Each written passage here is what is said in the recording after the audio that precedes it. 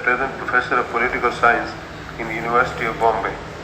She was an active participant in the Quit India movement of 1942. Along with some other colleagues, she was responsible for broadcasting patriotic propaganda material from a ghost radio transmitter called Congress Radio between August and November 1942.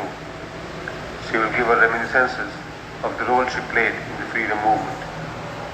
Dr. Mehta.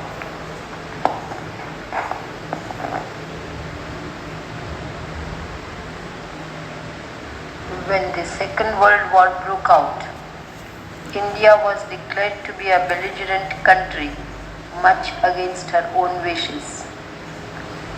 The leaders resented this very much, and so did Mahatma Gandhi, the father of the nation. The Quit India struggle began taking shape in his mind, and he used to give hints regarding this in the columns of his weekly Harijan.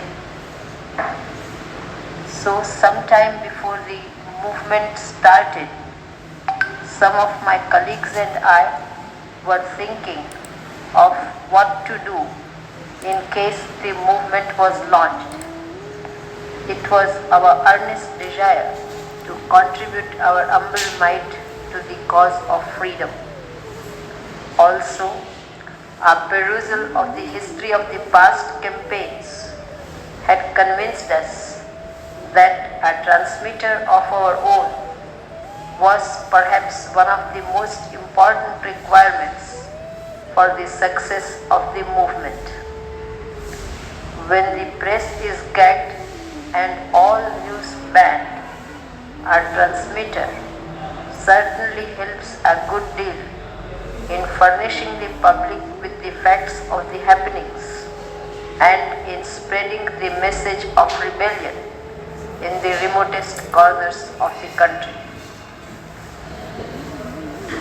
When we heard the speeches of Mahatma Gandhi, Pandit Nehru, Sardar Patel, Maulana Azad and others in the AICC session held in Bombay in August, our determination to run a secret radio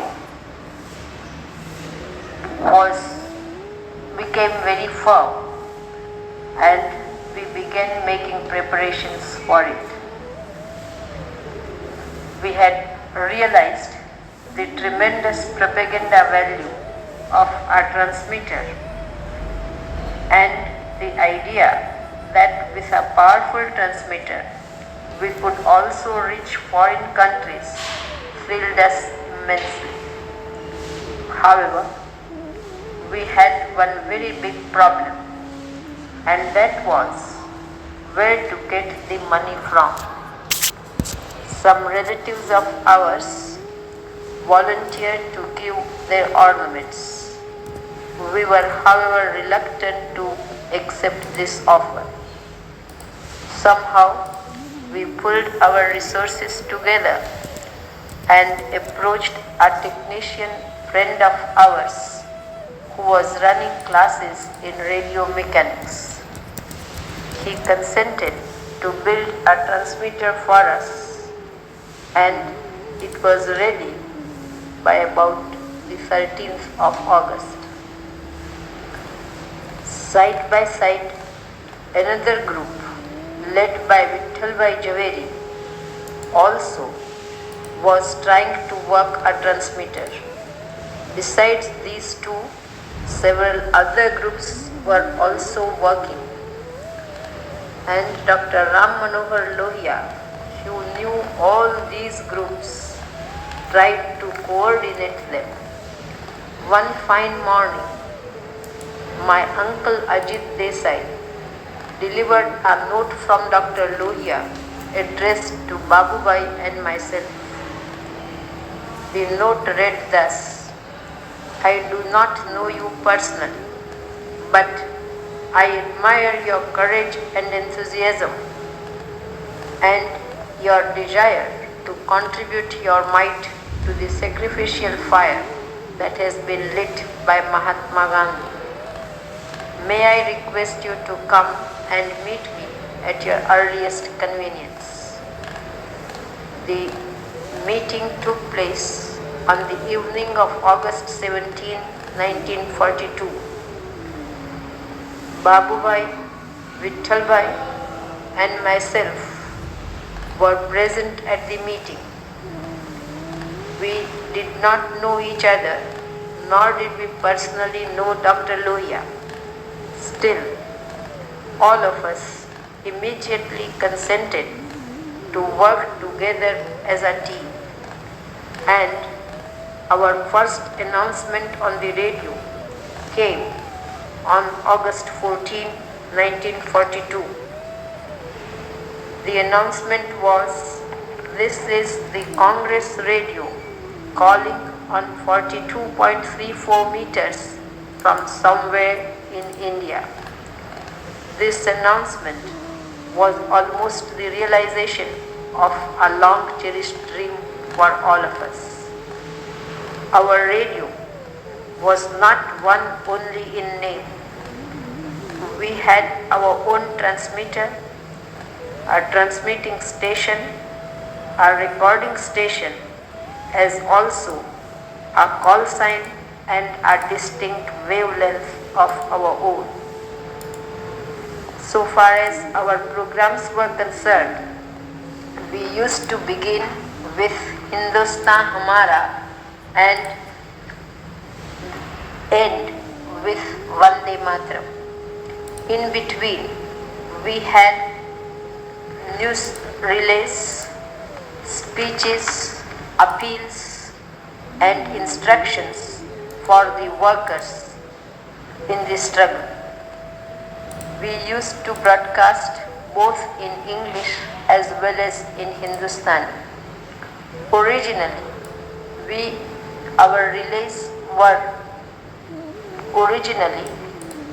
we used to broadcast only once a day, but later we used to do it twice, once in the morning and once in the evening. So far as our news items were concerned, we used to get news from all over India by special messengers. Also, the office of the All India Congress Committee, which was in Bombay then, used to supply us with important news.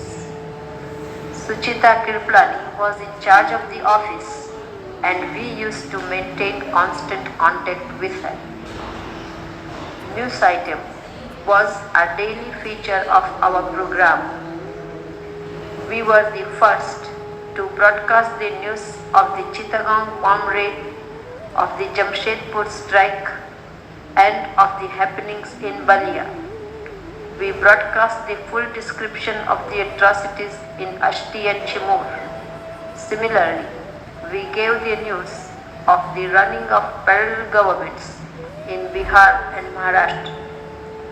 When the newspapers dared not touch upon the subjects under the prevailing conditions, it was only the Congress radio which could defy the orders and tell the people what was actually happening.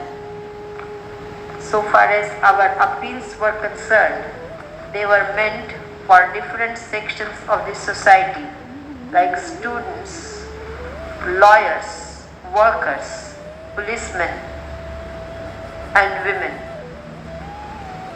We also used to explain our policy and the nature of our struggle from the radio, explaining the difference between previous freedom struggles and the present Quit India movement.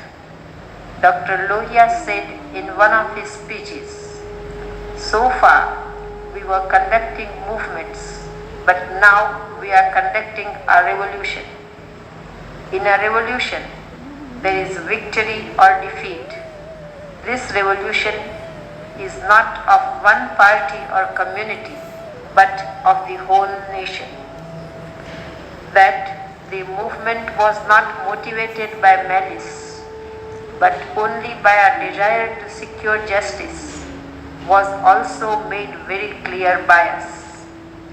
India has no enmity for the British or any other people.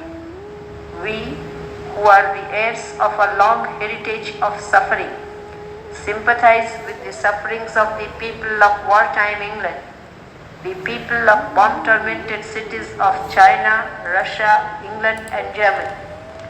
Our fight is against a system that denies the right of existence of 2/3 of the human race.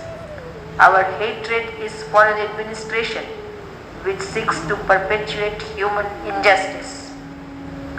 The instructions that were given were that undoubtedly the rivers of India should flow with blood, but that blood should necessarily be Indian blood.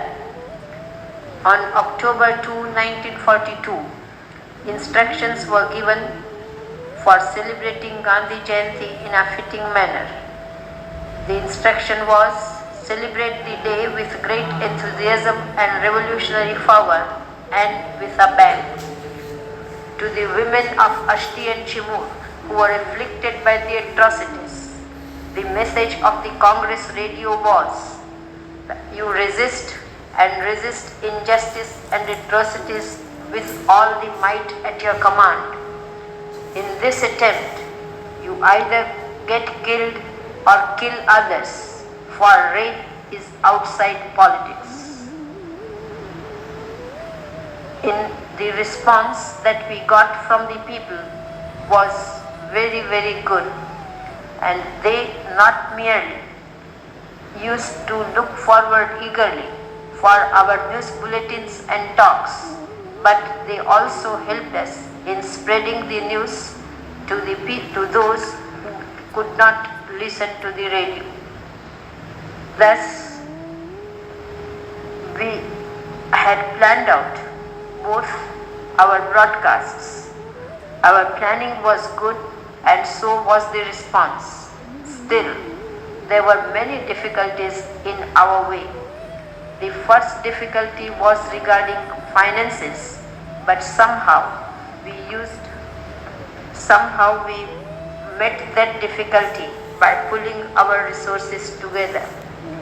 The second main difficulty was to escape the notice of the police van, the detecting van. The van used to chase us regularly, and very often it was merely a question of touch and go. However, we used to shift from place to place and thus could evade the police and the detecting van successfully for more than 3 months.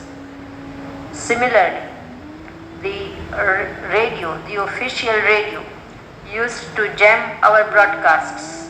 Hence, we got disgusted with them, and some of our colleagues used to call it not All India Radio but Anti-India Radio.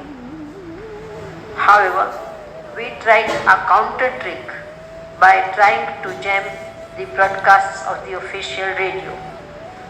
Similarly, we thought of having a network of broadcasting stations throughout India so that our work might not suffer even if one of the sets was seized. However, we could not get more than 2 sets prepared. Another ingenious device we invented was to separate the broadcasting and the recording stations. Originally, Vittalbhai, who was in charge of one of the broadcasting stations, took over as the director of the recording station, and we had a panel of writers and workers, writers and speakers. Some of the important speakers were Dr. Ram Manohar Lohia, Achyut Patwardhan, Harris Moinuddin, and Miss Kumi Dastoor. Most of the speeches in English were relayed by Dr. Lohia and Miss Dastoor, whereas the Hindi speeches were delivered by Harris Bhai, Achyut Patwardhan and myself. Also, we had a band of volunteers who used to help us carry the records from the recording station to the transmitting station. Thus, we thought we were safer with the division of work amongst the two groups. After we had successfully worked for about 3 months, on November 12, 1942, we were arrested. However, a week prior to that, the police had raided some of the important radio shops, one important amongst them being the Chicago Radio Company's shop. Many of the technicians, including one Jagannath, were arrested. Following the information which they got from these technicians, the police came to know that Babubhai Khakkar, Vittalbhai Javeri and myself were mainly responsible for running the radio. Hence, they raided the office of Babubhai Khakkar on November 12. Myself and 2 other colleagues were present in the office when it was raided. When we came to know that the police had come to the office, we tried to remove some of the important files and literature connected with the Congress radio and were successful in that. From there, I immediately rushed to our recording station where Dr. Lohia and Harris Bhai were busy preparing the program for that evening. I went to the station and told the doctor, our colleagues are under arrest. Babubhai's office has been raided and one doesn't know what will happen next. His immediate reaction was, what happens to our broadcasting station? I said, the decision is yours, the implementation ours. Hurriedly consulting Vittalbhai, Harris Bhai and others like one possessed, he said, the fight for freedom cannot stop. The work must go on even if the circumstances are adverse. And I said, the work will go on. Immediately, therefore, I rushed to the technician, the assistant of one who had brought the police to Babubhai's office. I requested him to prepare another transmitter overnight. He consented to do so. From there, I went home and then to the broadcasting station along with Chandrakant Bhai Javeri. The program went on as usual. We played Hindustan Hamara. We relayed some news bulletins and also one talk. Just when we were at the end of the program playing Vande Mataram, we heard hard knocks on the door and the Deputy Commissioner of Police, his military technicians and his troop of 50-odd policemen smiled triumphantly when they were able to break open 3 strong doors. They asked us, rather ordered us, to stop playing the record Vande Mataram. We did not oblige them. The record was over. We wanted to announce the news of the spectacular raid and of the betrayal of one of our technicians who had accompanied them to the station. Also, we wanted to announce our arrest at the post of duty. But the traitor of the technician came to the rescue of the police and tampered with the fuse. Of course, our colleagues who were listening to the radio did get the hint of our arrest when they heard the hard knocks. The breaking open of the doors perhaps served as a call sign of our arrest. Immediately, there was darkness everywhere, and the police were afraid that perhaps we would escape. Nothing of the sort, however, happened, because Bapu had taught us to face the consequences of our act. From the broadcasting station, we were taken to the lockup. From the very next day, investigations started. On the next day, Vittalbhai also was arrested, and so was Nanik Motwani, the proprietor of the Chicago Radio Company. After prolonged investigations for about 2 months and more, the police prepared a charge sheet, and the accused were 5. They were Vittal Das or Babubhai Madhavji Khakkar, Vittalbhai Javeri, Chandrakant Javeri, Nanik Motwani, and myself. The charges leveled against us were possessing, establishing, maintaining, and working illegally a wireless telegraph and apparatus appertaining thereto, causing disaffection among and interfering with the discipline of and the performance of their duties by members of His Majesty's forces and other public servants, undermining public confidence in the national credit and in government currency notes which were legal tender in India, and encouraging and inciting the public generally to refuse and defer payment of land revenue and taxes payable to the government. We were tried in a special court presided over by Justice Lokur.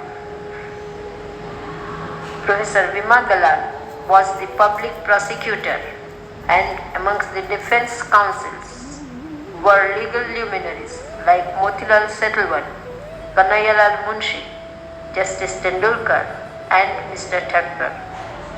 The trial went on for full 5 weeks, and the sentence came in May.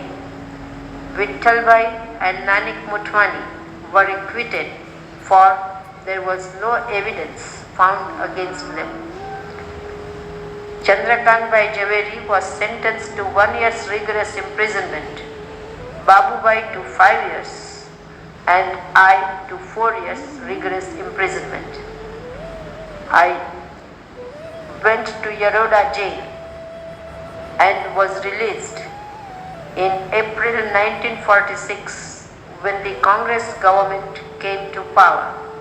I came back from jail a happy and to an extent a proud person, because I had the satisfaction of carrying out Bapu's message, do or die, and of having contributed my humble mite to the cause of freedom.